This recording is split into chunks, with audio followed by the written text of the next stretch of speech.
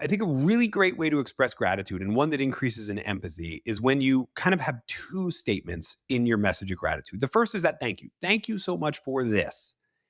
The second is kind of impact because it allowed me to do that. Thank you so much for working. So, I'm going to use the analogy from before, for working so hard to build that perfect spreadsheet because it allowed me to take those numbers to the client and really nail the presentation and close the business. So, the first way is just saying, hey, thank you for this. You were really, really great at it. The second is how my work fit into your work that reinforces that sense of interdependence, that oh, we need to figure that out. The gratitude itself is again another form of really praising somebody in their area of strengths and what have you. But it also kind of, like I said, that second piece really increases the empathy, the understanding, the interdependency that we all have.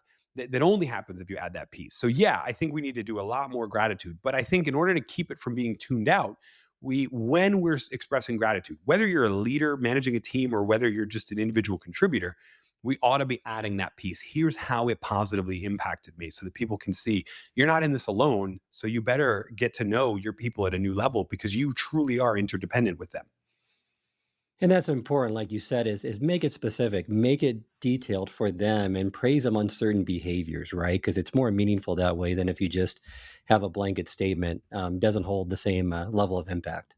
Yeah. Yeah. Yeah. Yeah. Chester actually has this great bit too on the specific behaviors where he's like, the most ineffective praise you can go is like, hey, remember that thing you did like a couple weeks ago? Man, that was you rock. That was great. Right. We really can get too much of that.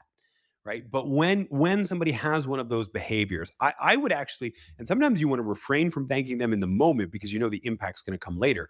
But I would jot it down. And then when you can see the impact, I would make sure to circle back with them. And by the way, if you're leading a team, I would also encourage you to do this to other managers of other teams when they're helping your team succeed too.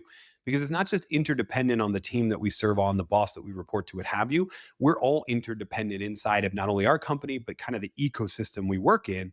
And so we need to be sending those expressions of gratitude out that way too.